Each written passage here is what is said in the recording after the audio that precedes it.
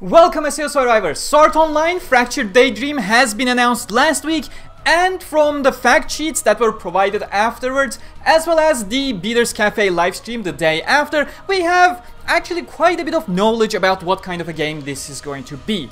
This video is going to be a short one. I'm just gonna present you all the things we know so far in the game, no opinions attached. There's gonna be a different opinion video later down the week. So without further ado, here are the lightning round key details of the game. Sword Online Fractured Daydream is coming out this year, 2024. The Japanese side has not provided any kind of release window. However, the Western branches, Bandai Namco US, Bandai Namco Germany, Bandai Namco Europe in general, they all say the game is supposed to come out in fall 2024. As always, take the announcement of the Western side with a little bit of grain of salt because the Japan has not said anything yet. However, that is generally when we can expect the game to come out. Fractured Daydream is coming to all current gen consoles, so that is PlayStation 5, Xbox Series machines, Nintendo Switch at the same time as all the other consoles, as well as PC via Steam. Last gen consoles are not supported so far as we know. The game is going to be made by Dimps, the same developers as Sword Online Fatal Bullet, and as you watch the... I guess I'm gonna put it down here probably. As you watch the gameplay, you will see the similarities, of course. It is clearly being built upon the Fatal Bullet foundation that we have, but we have a lot more in this one. Of course, if you want more references for Dimps, they have worked a lot on Sonic the Hedgehog games, a lot of Dragon Ball games, as well as things like the Street Fighter V, Soul Calibur 6, and the like. Fractured Daydream, it is not going to be a part of the Sword Online Gameverse. That one is over, coming to an end with Last Recollection. This is gonna be its standalone thing, reaching into Sword Online light novels as well as the anime to bring up content with an original story. We're gonna talk more about that in a second. And last bit of key info, no, this is not a United Ring kind of game. Again, we're gonna dive deeper once we get to the context of the game. But before we do, this video is sponsored by my channel merch. We have Lens Squad, Sword Online The First Day, Angry Medina, and a whole lot more on my Teespring page. The link is going to be down below in the description, so do check it out if you're interested. Now, let's get on with the actual detailed information, following along with the information they have provided on the Beaters Cafe livestream. What is Sword Online Fractured Daydream? Well, they had a bit of a vague answer. They didn't exactly clarify what it is, but it has two main components, one of which they are highlighting a lot more than the other at the moment. First off, the game does feature an offline story mode. So if you're a single player person, this game will still have a lot to offer for you. How much? We don't exactly know, but it does offer something. However, the main feature they are highlighting quite a lot in all of these promotional stuff as well as the live stream is the fact that it has a huge multiplayer component to it with different modes. We're gonna talk about the modes in a second, but the biggest feature they are touting on that front are the 20-player boss raid activities. Now, that is the gameplay aspect of things. When we look at the context of Sword Online Daydream, it is a new update that has just arrived in Alfheim Online called Galaxia. Galaxia is this new technology that should be able to recreate things from your past memories quite realistically, but apparently the system just goes haywire. A lot of things are appearing, past horrors, I like to call them, which is their cue for bringing back iconic bosses like the Ilfang, the Kobold Lord, or the Skull Reaper in the boss raids. But there's gonna be also characters coming from the past, like Quinella or Oberon or Fallen Allies, which the trailer really highlighted Yu-Gi-Oh! When it said Fallen Allies. Remember, this is not the Gameverse. Yu-Gi-Oh! Is actually dead in this series, and people like Oberon is still in jail. Quinella should be gone properly. So again, we're really tapping into that memory aspect of things with Fractured Daydream. With the system going haywire, it seems like these memories are being corrupted or being mishmashed together, so we need to work together with former adversaries as well as fallen allies, as well as the actual, friends that are still alive with Kirito, and tackle these aberrations in the Galaxia update. The story mode itself doesn't seem like it has the Halo Realization format of having co-op story. You will play this on your own. For multiplayer, co-op and the like, you will need to switch over to the multiplayer component of the game. One thing they are really highlighting in regards to the story aspect of things is that this is the first game that draws itself from the light novels as well as the anime. Not sure about that wording, if you ask me. Halo Realization was also drawing a lot from the light novels. That's the entire Great Separation lore of Progressive series, but I digress. No opinions on this video. That's how they're presenting their story. Now, the biggest aspect of the online battles is of course that 20-player multiplayer boss raid things, and as we have 20 players, we need to have some proper variety in the available characters. A custom OC is not advertised for this game. This is very likely going to be similar to the Fatal Bullet PvP, where you had preset characters that you pick from, and we need to have plenty of characters with plenty of differences, and they are really highlighting that aspect quite well on this live stream. We have 6 different character types: fighter, tank, rogue, ranger, mage, and support, and they have provided one example for each of them, which is in turn is actually the 6 characters we will have available in the upcoming closed beta. I'm gonna talk about it in a second, and these 6 specific roles are probably why more popular characters such as Asuna or Yu-Gi-Oh are not available in this closed beta, probably because those 2 characters very much align with Kirito's attacker personality. They probably just wanted to have one of each role available in the beta so you can experiment with these different roles, which is quite understandable. No nefarious reason as some people would like you to believe. As for those available 6 characters, Kirito appears as a fighter. The fighter role is the one that takes the fight up front, close and center, pretty much your spearheading main attacking type. We have Egil appearing as our tank in the closed beta. Tank, that is your pretty standard tank.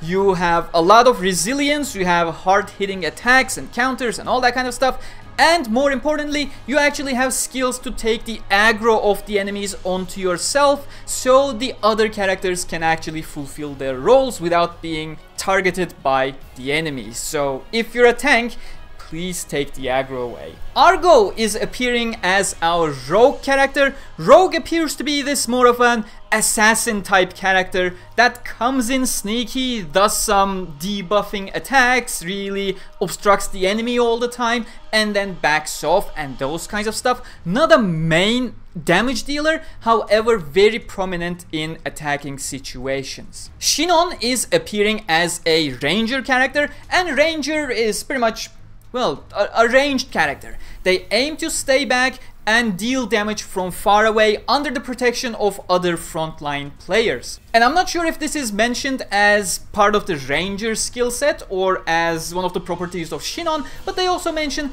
they utilize stunning or paralyzing skills so they can always maintain that distance between them and the enemy as part of their regular skill set. Now Oberon, that's our main real surprise appearance, one of the past enemies, one of the most hated characters in the series. He's appearing as our mage character in the upcoming closed beta, and mages, they are very much damage dealers. They focus on more AoE attack situations, hitting from behind the lines, of course, since they are ranged characters. Of course, using their magic, they can also cast debuffs on the enemies and actually turn the tide of the battle.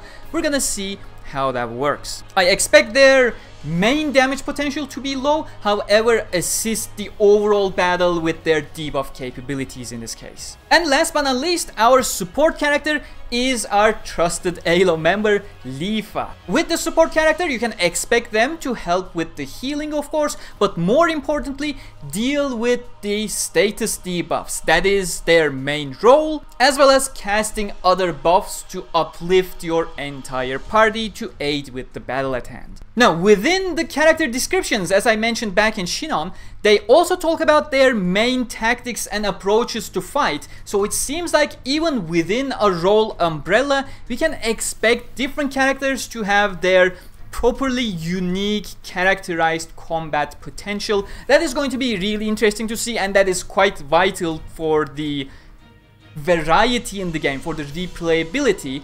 And to be frank, they have a lot of really nice replayability systems within the core gameplay loop as well, which we're gonna get to in a second. Now, some basic combat introduction. Well, first off, your basic attacks, you can basically chain back-to-back basic attacks to create these little combos, and they are going to be unique to every single individual character. It is actually hard to scroll down in my notes with two things in my hands. In addition to your usual basic attack combos, you have access to skills as well as an ultimate attack with a long cooldown, so you need to use them interchangeably to get yourself out of tight spots or just deal huge amounts of damage as usual, nothing out of the ordinary. The switch chain feature appears to be something similar to the ally chain that we had back in Hollow Realization. You basically initiate it and every single character has a certain time window to be able to continue that switch chain, and the more you continue the switch chain, the more damage you deal, and that is going to be quite vital when we get to the actual boss fights themselves, because you can really ramp up your damage at that point with the skill chain. Not skill chain, switch chain. Now, one thing that is particularly new to that Fatal Bullet combat system is the coordinated defense mechanism. We never had a parry system back in Fatal Bullet. However, in this one, this is your party parry system. Basically, when the enemy starts charging up for a special move, you take your positions with your party members and initiate what they call a synchro counter. Now, in this game, as mentioned, we are basically drawing from all the different worlds with all their peculiarities, so some characters will have access to specific special actions. For example, Leafa has access to flight, whereas Shinon has access to gunplay. Now, I know a lot of people are excited about flight, but do not expect something like Lost World or Axolotl vs SAO. This is less of a traversal option and more of a verticality option within combat. Of course, the speeds of these characters are different depending on their personal properties, so flight does seem to help from what we have seen in the gameplay previews, but it is not free-flowing flight like we had in Lost Song and Axolotl vs Sword Art Online. It's just adding a layer of verticality to the overall combat. The game will have quite the extensive customization option. You can change the character's clothes, the skin, their accessories, their weapons, and all kinds of stuff, which we're gonna see a whole lot more during the gameplay preview section, which you should be seeing right now down there probably. However, I am now gonna switch back for a bit because I figured this gag a little too late and recorded it afterwards. We currently do not know how to obtain these. I'm sure plenty of them will be obtainable just by playing the game. However, the microtransaction, whether they will exist or not, whether we're gonna have a gacha-like thing like the cube boxes back in Alicization Lycoris, that much we currently do not know. Now, this is incredible news, especially because the boss battles of 20 players, that is quite a challenge to fill the lobbies with. So, that great news is, the game will feature crossplay for the first time in the entire Sword Art Online game series, bar the mobile games of course, but how much you can call that crossplay, that's arguable. But this is going to be the first game to properly feature crossplay between PlayStation 5, Xbox Series consoles, Nintendo Switch, as well as PC. So whichever platform you're on, it doesn't matter, you can always play with your friends wherever they are, and that is great. And additionally, they highlight this because historically this hasn't been the case. The Nintendo Switch version, as I mentioned at the beginning of the video, is coming at the same time as every other release. So PS5, Xbox Series X, PC and Switch, all of them are going to be released at the same time.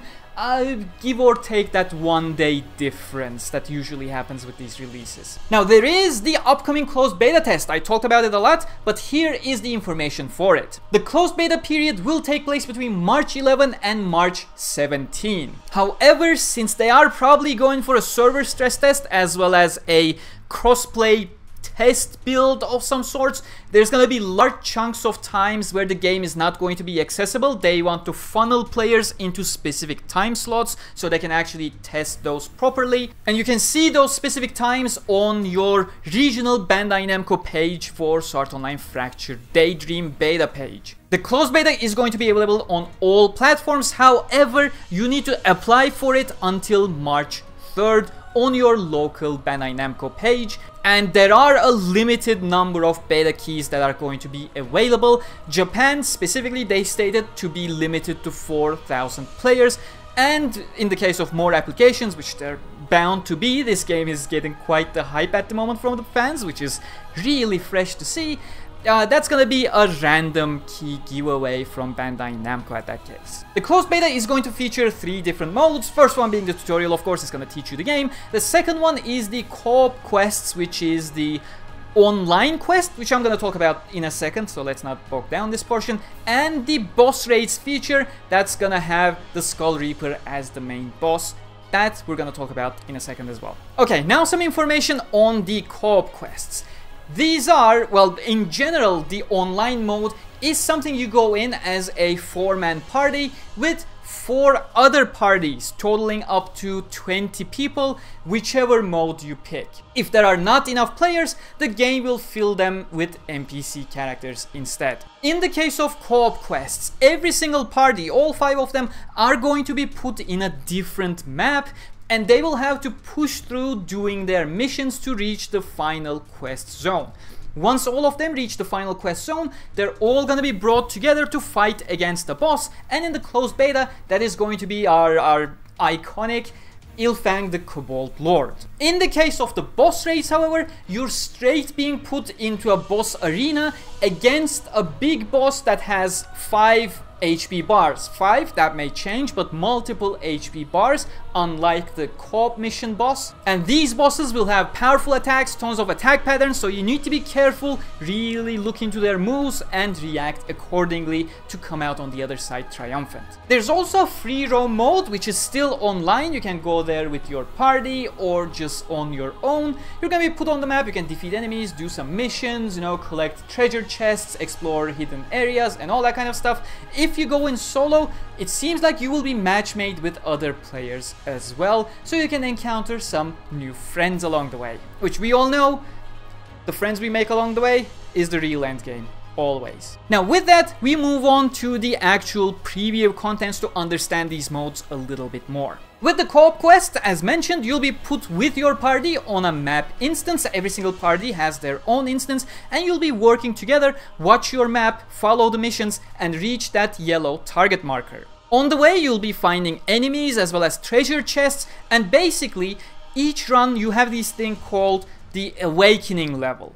As you defeat enemies, as you do missions. Now the core gameplay loop is when you enter these missions, you're gonna start with Awakening level number 1, always. And as you defeat enemies, as you do missions, as you open up treasure chests, not only are you gonna upgrade this Awakening level to get more powerful, which is gonna grant you more skills, more abilities, upgrade your ultimate skill and the like.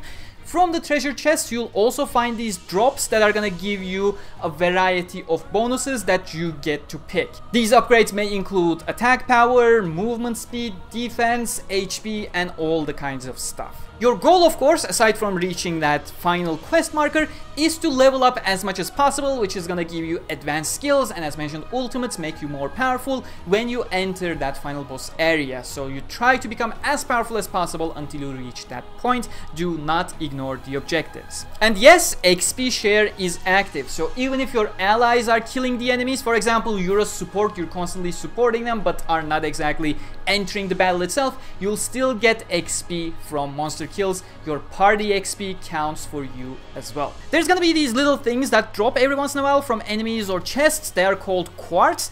The green ones are gonna increase your HP by a small amount, and red ones are gonna increase your attack by a small amount. On their own, they are quite powerless, the game says. However, it does accumulate quite fast, so try not to ignore them. And during these party-based quests, you will also understand why it is important to go with different character types, a proper distribution of skills, because for example, if you receive some status debuffs, the only real way to properly cleanse them is either to use a crystal item, which is more of an emergency, you have a limited number of them, or you have a support character that will be able to cleanse it for you. Otherwise, you will just have to wait until the debuff disappears on its own, which probably is not the optimal case, especially if that's something like a poison or a burn that will consistently drain your HP and put you in a tough spot. Now, as I mentioned earlier, the attack speed, the attack behavior, combos and all the like, they are going to be different for each character, even within the same role. So try to find the character that either you like the most, which is going to be what I'm gonna do, or the one that actually suits your playstyle. There is a lot to discover on this front, as the game tells us. During the co-op quests, you will receive missions to complete, which is gonna grant you XP among other rewards. If you're downed, you get a 10-second timer to be revived by an ally. If you're not revived on time, you're gonna be put back, well, respawned at an earlier checkpoint, which, if the preview was any sign of it, the checkpoint is not far behind at all. Like, I'm pretty sure harder missions will have it harder, hopefully, because the preview one looked extremely easy, which could be the case because it's the preview. They highlighted the yellow gauge on the bottom of the screen, which is your extra skill gauge, which should, once full, grant you extra skills. However, during my watch of the preview, I did not spot it being used, so I am not exactly sure what it does. If you have spotted it, please do let me know, because I couldn't see it and I was too lazy to go through it again. Now, once you complete your missions and get to the final yellow mission marker, all the parties are going to be brought together at the boss room, and in our preview we're going to be fighting Ilfang the Kobold Lord, who will actually switch his weapons, just like the main cannon, when you reach his halfway point. So again, just watch the attack patterns, stay safe, and hit it till it dies. Bosses do have a break gauge mechanic where they will just break down for a period of time after a certain amount of hits, once that gauge is full, where you can actually do huge amounts of damage, so pay attention to those moments. Once the battle ends, there's an MVP section where the game highlights the party that has most contributed to the fight, which is quite neat, and afterwards you get a certain period of time to spam your emotes and stamps and all the kind of usual stuff to either celebrate with your team or just annoy the hell out of them. This is followed by a very extensive results screen where you can see how you did, how others did, what you have gained from that entire fight, and all that kind of jazz, which is extremely appreciated for the more hardcore community who wants to get better and better. Now, after the results screen, we have seen them hanging around in the menu options a bit. We have seen a lot of the customization options. Teespring Gamerturk shop, check the link in the description. A lot of customization options for you there, for real life, not for the game. And aside from that, we have seen a global character rank for your account. From the looks of it, that's gonna be your main rank that's gonna make you more powerful globally wherever you are, whereas the awakening rank I have mentioned, that's specific to individual quests, that's gonna be resetting to 1, and you'll be grinding it in every single instance, and that's gonna give you that roguelite feeling, I guess, which I think is a good gameplay loop. And last but not least, the boss raids. These are going to put all your 5 parties in a boss arena immediately. It is quite similar, but of course it is solely focused on defeating that raid boss. We're gonna be fighting the Skull Reaper in the closed beta, and we're gonna have a live ranking of your score so you can see how your party is doing during the boss raid in the first place. Now, generally the mechanics are the same. The awakening level you can gain by defeating enemies that spawn on the map during the boss raid and all that kind of stuff. Everything else pretty much functions the same, but make sure to pay attention to your switch chains. They mentioned that during the gameplay preview, where the more switch chains you accomplish, the longer of a down period the boss will become for you to deal even more damage. So if there's a chance for switch chains, it seems like that's your optimal way of taking the boss on. Of course, this one has more powerful attacks, so you need to be a little bit more careful, follow the attack patterns, the mechanics, strategize accordingly, and tackle that boss head on as best as you can, and hit it till it dies before it hits you till you die. So one last thing, they mentioned the last attack bonus, which during the gameplay preview, Kirito's voice actor Yoshitsugu Matsuoka got it, but not exactly sure what it provides, if it's just for prestige or if it gives you an additional reward, which I feel like would be neat in that case. But that is all we got during this reveal period for Sword Art Online Fractured Daydream. I hope you enjoyed this one. A couple days later I'm gonna have a full-on opinion-based video, what I like, what I don't like so far, and what I want to hear more of from Bandai Namco in future campaigns. So stay tuned for that, and I will see you all in the next one. Until then, stay cool.